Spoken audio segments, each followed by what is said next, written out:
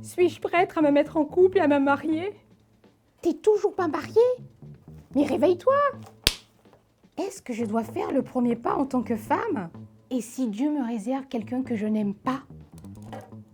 Quelles sont les limites à se fixer avant le mariage? Est-ce que Dieu m'a préparé quelqu'un de spécial? Je connais une personne qui peut éclairer vos lanternes. Elle est déterminée, audacieuse, courageuse et obstinée.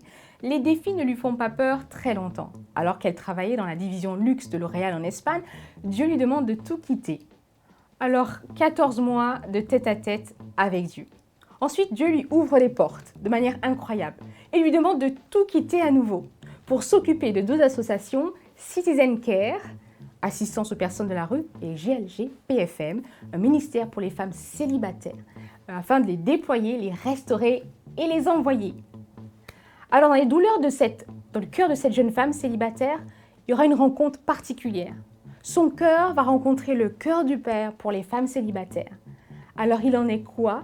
Il en est un livre. Alors, je vous propose simplement de découvrir avec moi sur le plateau de Chat avec Nat, Élodie Gaillard, conférencière et auteure du livre « Les filles, préparez-vous au mariage ».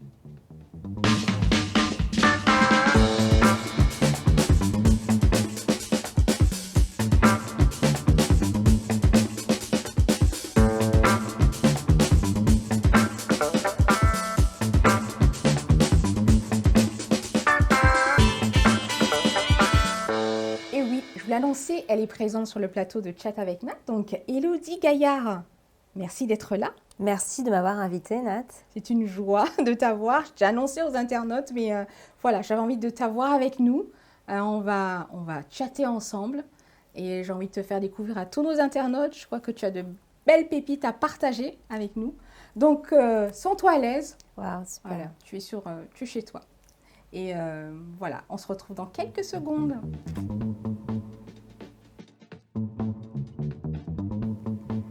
Alors, Élodie, tu connais pas encore la petite boîte? Si la petite boîte, elle est là, si tu la connais, elle est juste à côté. Est-ce que tu peux la prendre?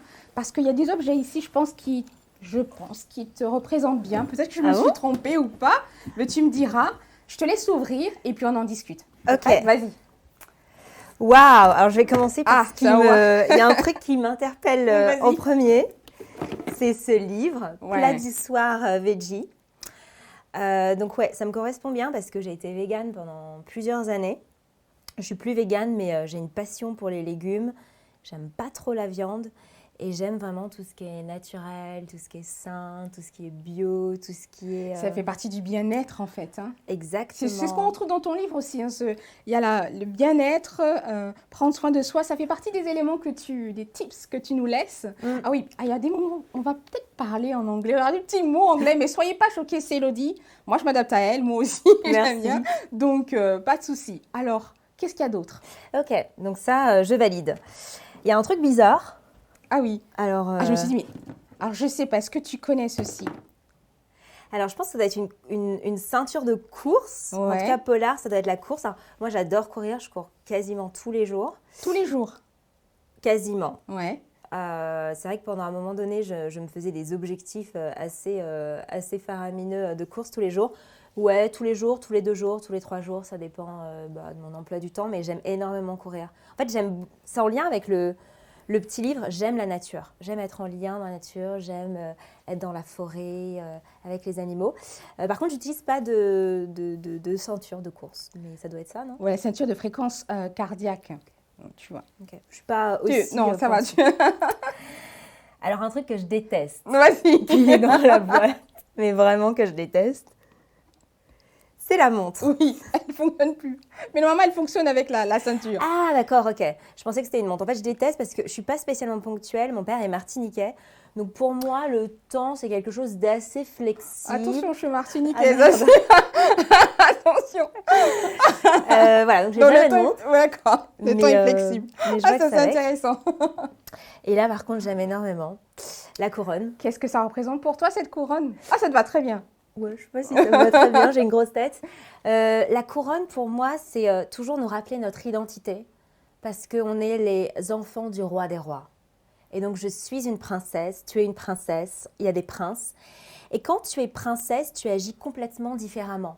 C'est-à-dire que les gens te font des faveurs, les portes sont ouvertes devant toi. Tu dis quelque chose et la chose, en fait, s'accomplit. Ça, c'est ton identité.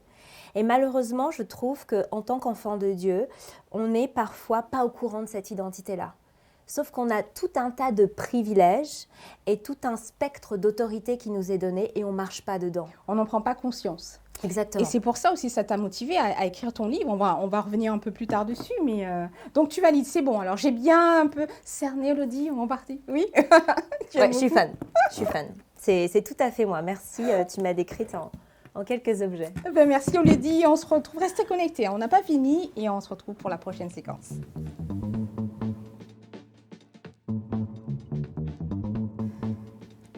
Alors, on se retrouve pour notre séquence regard croisé. Il y a des regards que j'ai envie de te faire découvrir, des personnes qui te connaissent, je pense, qui te connaissent bien.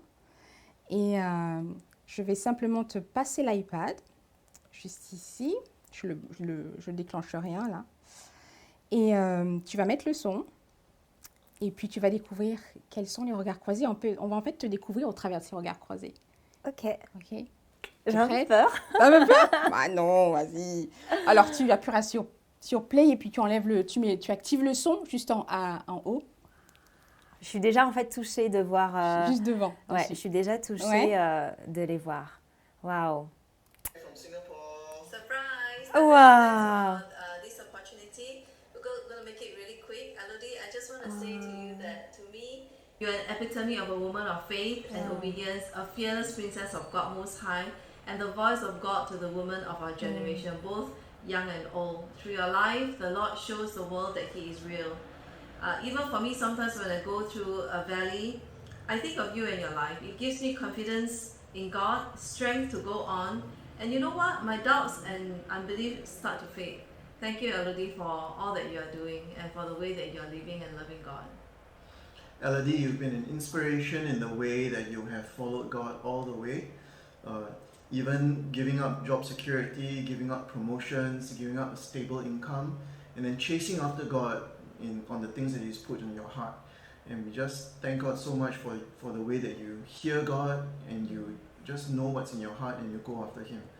And thank you for being such an inspiration, leading up to now even you writing a book and then starting this ministry for the young people. So we're just so inspired by you. Thank you very much. Bye. Il y a encore autre chose. Bonjour à tous, je suis Nadine et j'ai l'immense privilège de vous dire quelques mots sur ma très très chère amie Elodie, même si c'est impossible de la décrire en 1 minute. Alors Elodie, c'est un véritable volcan de sagesse et je pèse mes mots, elle a énormément d'énergie, d'ailleurs il faut suivre. Quand je pense à Elodie, je pense à une guerrière, à une lionne. En fait, elle se bat toujours réellement pour les plans que le Seigneur a déposés dans son cœur. Et en même temps, c'est une personne qui est pleine de sagesse, pleine de révélation de la parole de Dieu, de sorte qu'elle a la faculté de fédérer et de communiquer déjà sa foi en Dieu, mais aussi sa foi dans les plans que le Seigneur a pour cette génération.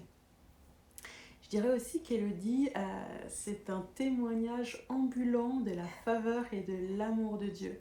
Peu importe l'heure, le jour à laquelle tu l'appelles, elle a toujours un témoignage flagrant de l'intervention divine, de sorte qu'elle est une véritable cheerleader, une vraie encourageuse. Elle a toujours une parole inspirée de Dieu qui t'encourage à renforcer ta foi.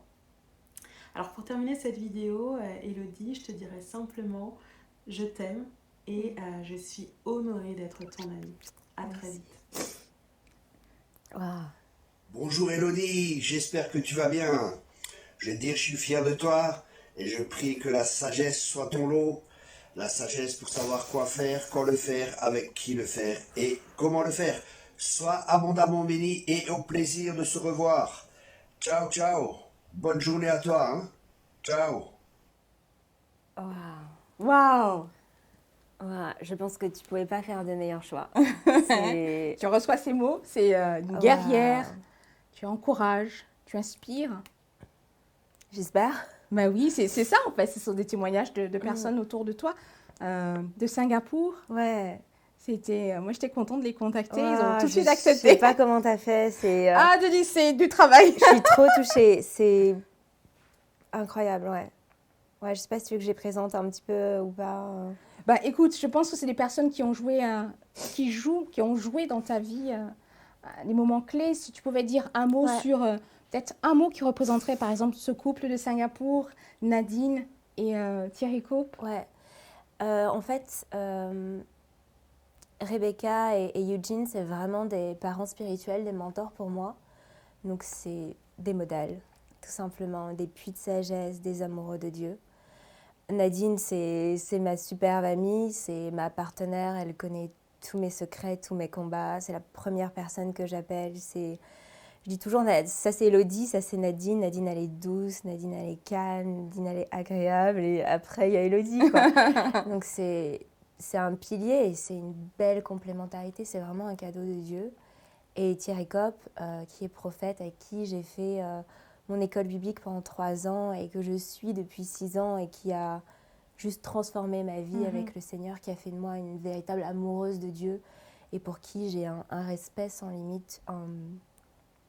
Voilà, des personnes que j'aime trop. Ah ben, on va continuer à découvrir l'amoureuse et la passionnée de Dieu que tu es. Et on se retrouve tout de suite.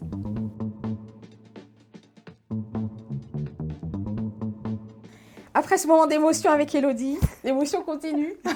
Alors, on a envie de découvrir ton objet. Je demande à chaque invité de ramener un objet particulier. Quel objet as-tu ramené? Tu peux nous faire découvrir? Je vais vous le faire découvrir. Avant, c'est peut-être pas hyper original comme objet, vous C'est pas allez grave, dire. c'est ton objet. Mais si je devais partir sur une île déserte, c'est ce que j'amènerais.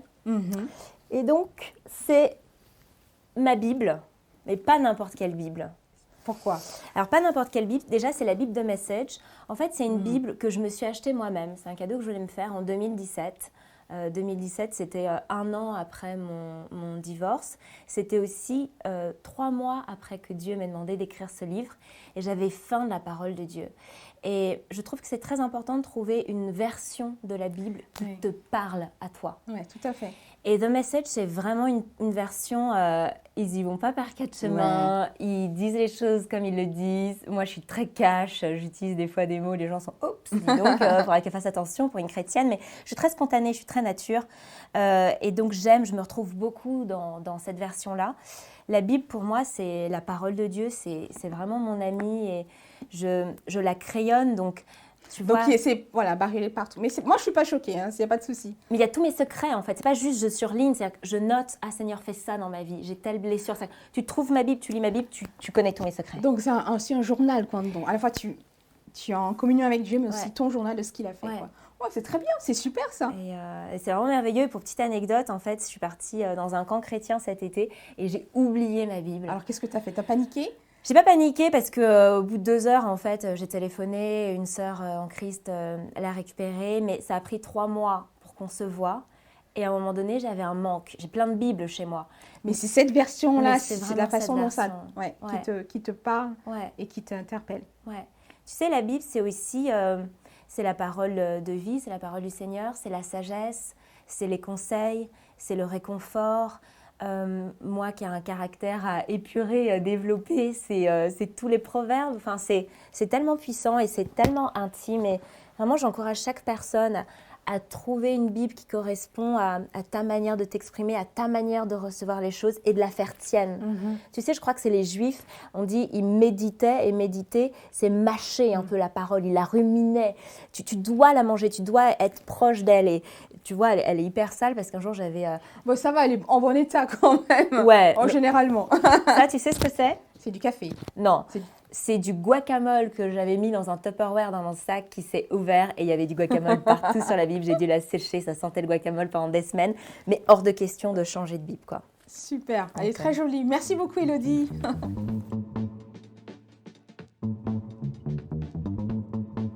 Alors, nous voilà pour notre séquence cœur à cœur. On va explorer les profondeurs et découvrir Elodie.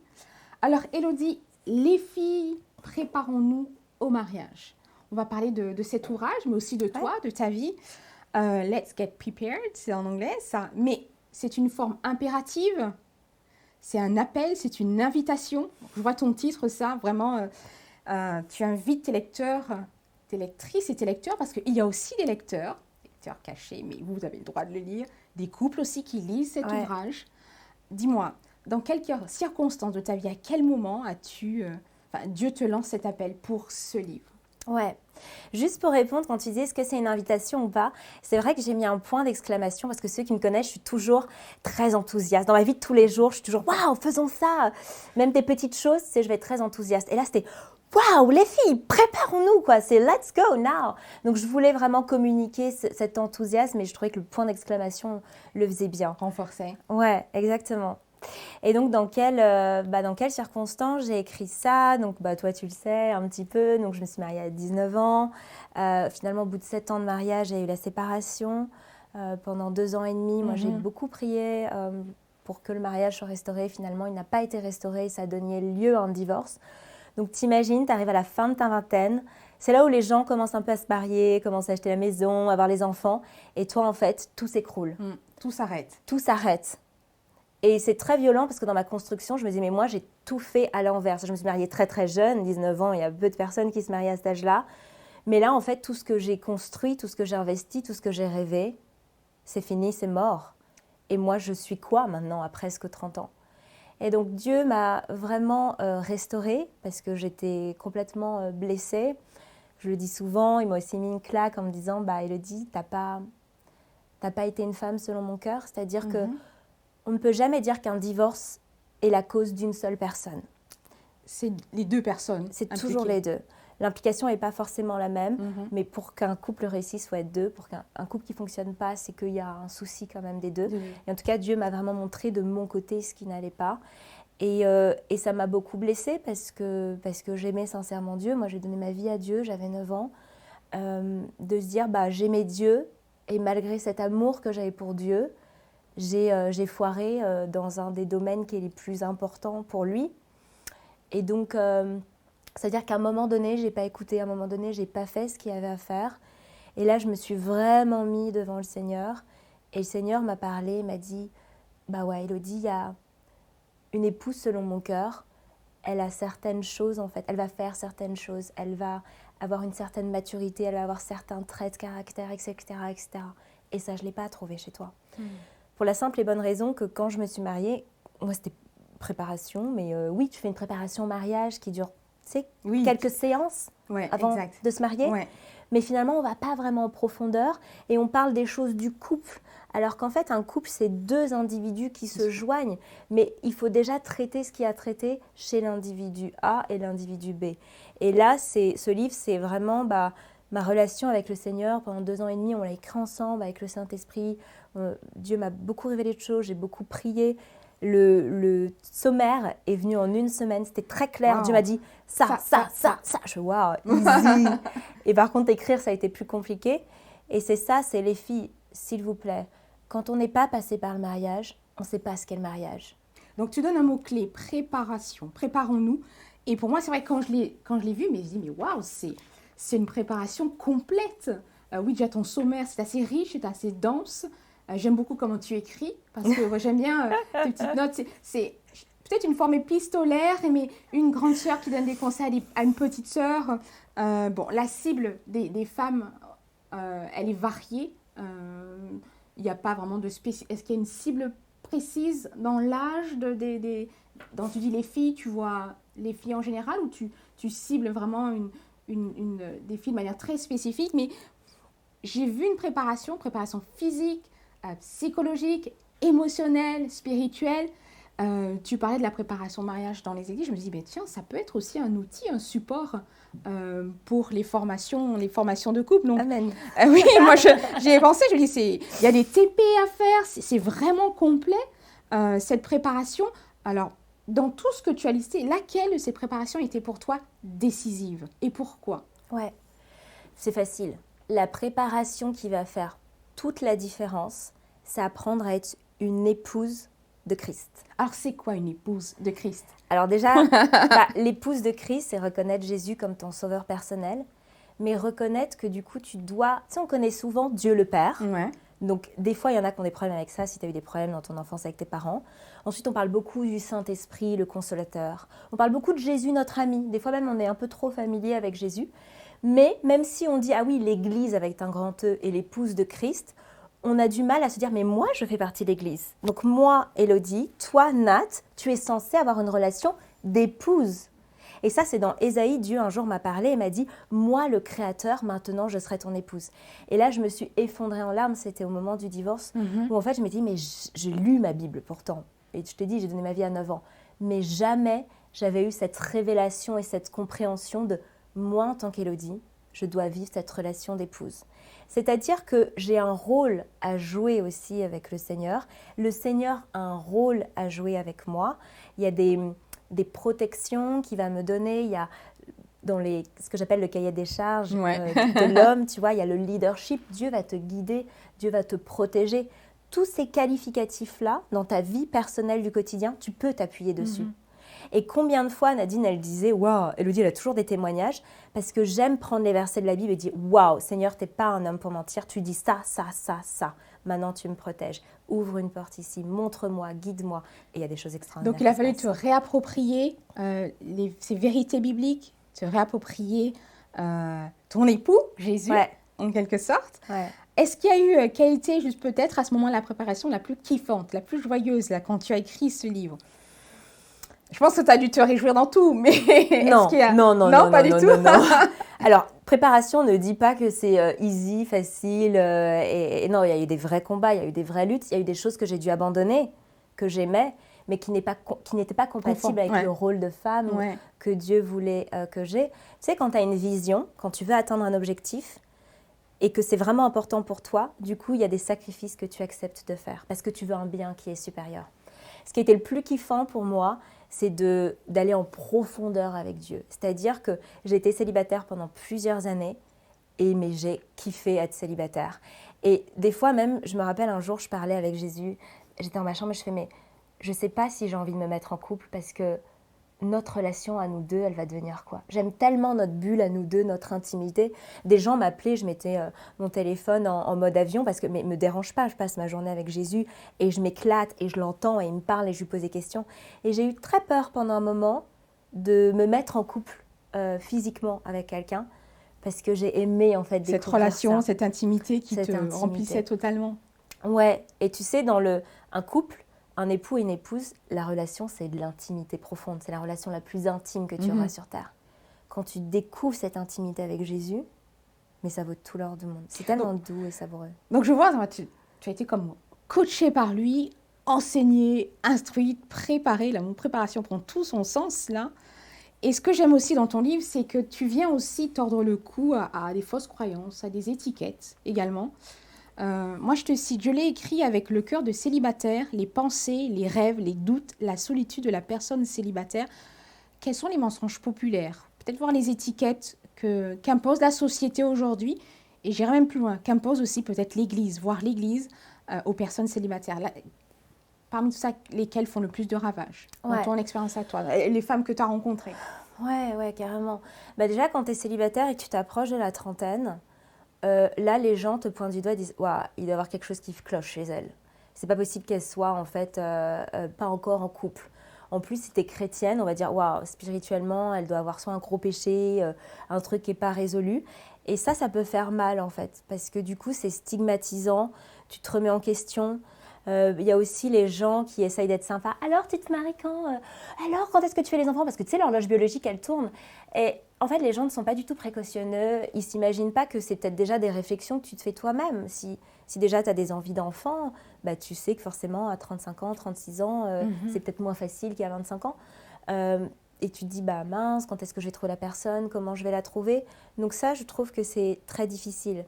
Après, il y a aussi dans l'Église où on peut te faire penser que tu ne pourras pas rentrer dans ta destinée, tu ne pourras pas pleinement servir le Seigneur si tu n'as pas trouvé ton mari ou si tu n'as pas trouvé ta femme. Et donc là aussi, on te pointe du doigt, on minimise, tu n'auras pas certains ministères. Et donc, c'est comme s'il y avait une certaine infériorité dans le statut de célibataire. Et c'est très blessant pour l'âme. C'est vraiment très blessant. Alors que dans une église, on est censé être la famille. Et Tu sais, je crois qu'il y a des gens qui veulent se marier et ils ont honte aussi de dire « je voudrais me marier ». J'ai rencontré beaucoup de femmes comme ça. Tu sais pour quelle raison par rapport à tout ce que tu disais? Ouais. Parce que généralement c'est ça.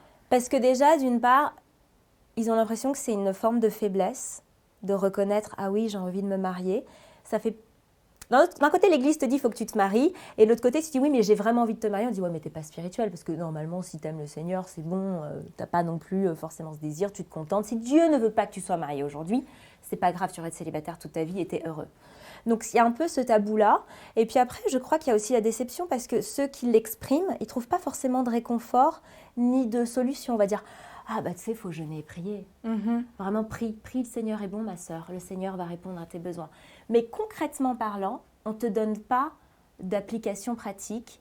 Et moi, je dis toujours... c'est un petit peu une petite blague. Il y a peut-être la femme du pasteur qui va dire « non, mais t'inquiète pas, on va prier pour toi. Elle a un super mari, vraiment ancré dans le Seigneur, extraordinaire. » Mais ce que j'aime, c'est que Jésus, il parlait avec compassion. Et je crois qu'on a besoin de gens qui comprennent la douleur, qui disent « waouh, je comprends que c'est difficile. Je comprends ta souffrance. Je vais prier avec toi, mais on va voir aussi s'il n'y a pas des choses à faire dans le naturel, de manière concrète, pour que tu puisses rentrer dans ce désir, parce que les désirs, c'est Dieu qui les pose dans notre cœur. Alors c'est vrai, tu parlais de personnes qui peut-être marchent dans la honte. Et je pense qu'on a tendance en tant qu'être humain à disqualifier l'autre par les échecs, par nos erreurs, et considérer l'autre comme illégitime. Et en fait, ça me fait sourire quand je pense à ton parcours. Tu dis, Dieu ne met pas d'étiquette, il ne te blackliste pas sur la vie, il te rétablit. Toi, Élodie, la jeune femme divorcée, que Dieu vient chercher, j'aurais dit, c'est vraiment ça, quand je lis ton histoire, Dieu vient te chercher. Il vient t'éclairer, il vient te coacher, il vient te mandater pour être sa voix, pour être son cœur auprès de ces femmes célibataires. Moi, je suis étonnée, je dis waouh, il n'y a que toi qui peux faire ça. Il ne nous regarde pas selon notre passé, notre marche. Et je pense que ça a eu un parcours assez pas évident. Et comment il t'a appris, Élodie, à faire face peut-être aux critiques, aux rejets? Comment il t'a équipée? Parce que je pense que il y a beaucoup de femmes qui nous écoutent, celles qui ne sont pas mariées, celles qui sont veuves, celles qui sont célibataires, celles qui se mettent en retrait, disent pour moi c'est fini, je ne rentre pas dans la case. Mais Dieu t'utilise et Dieu montre en fait au travers de ta vie qu'il est capable de... En fait, ça lui est complètement égal en fait. Il est capable de te replacer, de repositionner, de t'envoyer. Comment il t'a appris justement à gérer ça? Parce qu'en sortant ce livre, je pense qu'il a dû te parler par rapport à ça et comment il t'a coaché, il t'a accompagné.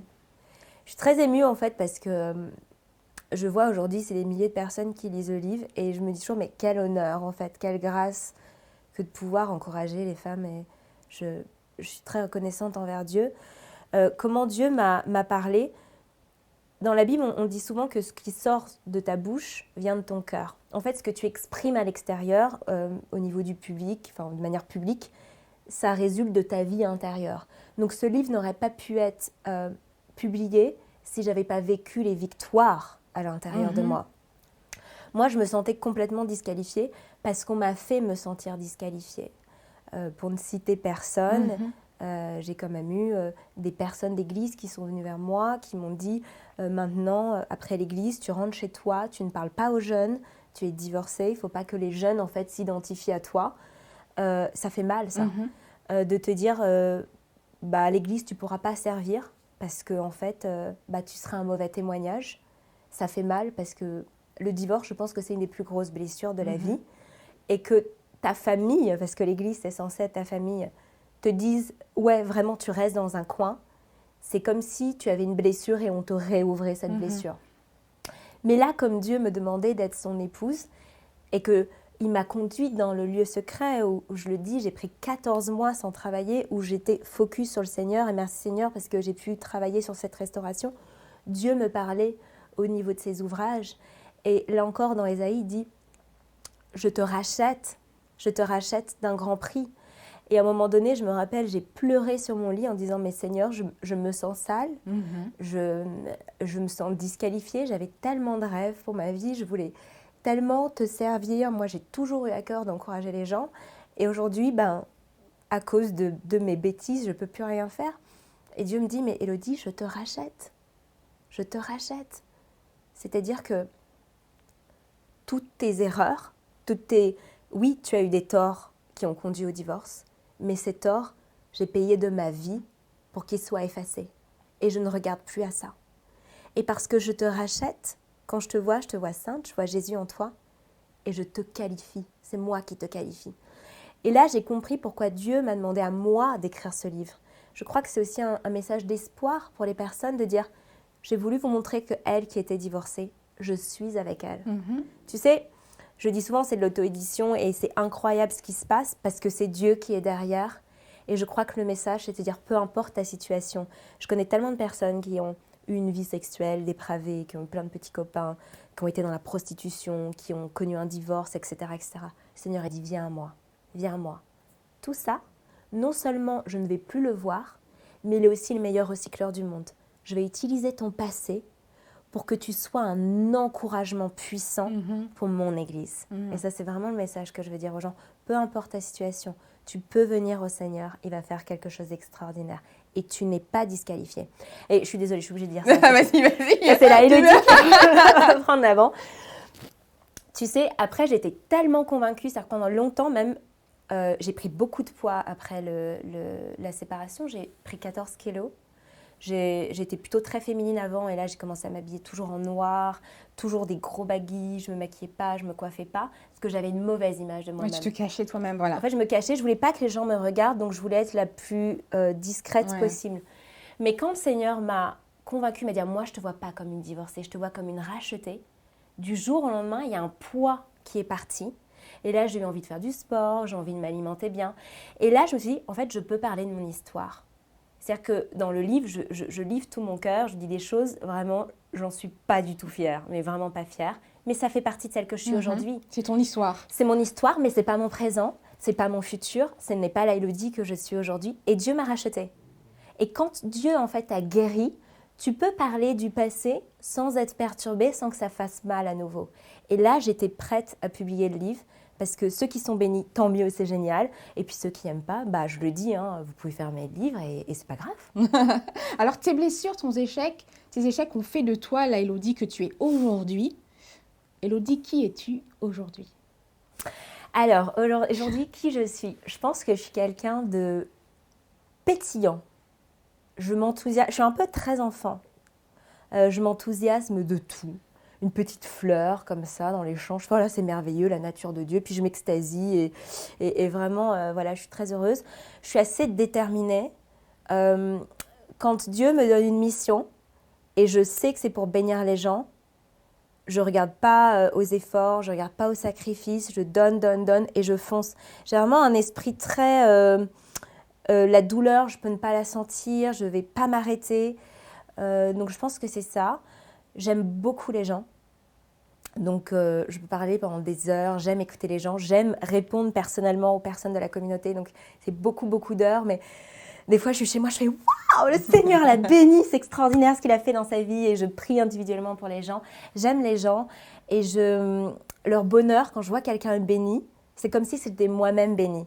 Du coup, plus tu as de contact avec des gens, plus tu es béni, en fait. Plus tu es béni, en fait. Et ça, c'est merveilleux. Donc, ouais, je pense que je suis quelqu'un qui aime les gens, quelqu'un qui est déterminé, quelqu'un qui aime le sport, très simple, qui aime la nature, qui aime les gens, qui a un petit caractère, qui a encore besoin d'être canalisé, épuré et travaillé par le Seigneur. Et je suis une amoureuse de Dieu. Merci beaucoup, Élodie. Merci à toi.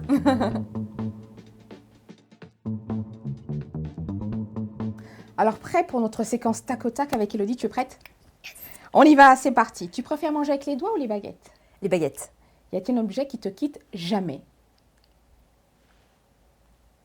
Ma Bible. Ok, c'est bon. Es-tu du matin ou du soir? Du matin et du soir, mais plutôt du soir, mais quand même du matin. Qu'est-ce que tu détestes le plus? Les gens pas organisés ou les habits froissés? Aucun des deux, ça ne me dérange pas. Le métier que tu n'aurais jamais pu exercer? Infirmière ou médecin. Mais on avait voulu devenir les médecins. Ouais, merci, mais... Une chose que tu considères comme une corvée? Comme une corvée. Peut-être, voilà, énormément rangée. J'aime pas vraiment trop ça. Comment occupes-tu ton temps libre? Je fais du sport, je réfléchis, je parle. Tu aimerais passer une audition pour Top Chef ou The Voice? Peut-être plus The Voice. Quel est le fond d'écran sur ton smartphone? Est-ce que j'ai un fond d'écran? Peut-être pas. Bah, sinon, c'est toi à rappeler. Alors, qui a-t-il sur ta liste cadeaux cette année? Pour moi? Oui. Alors, je déteste les cadeaux. C'est mon dernier langage d'amour. Je ne supporte pas les cadeaux. Très bien. Ouais. Tu détestes ne pas arriver à dormir ou ne rien faire? Ne rien faire. Tu mets le pied dans une crotte de chien. Tu es agacé, en rage ou t'en rigoles? Oh, je rigole, je fais un punaise. J'ai pas de bol. Super, merci Elodie. Merci à toi.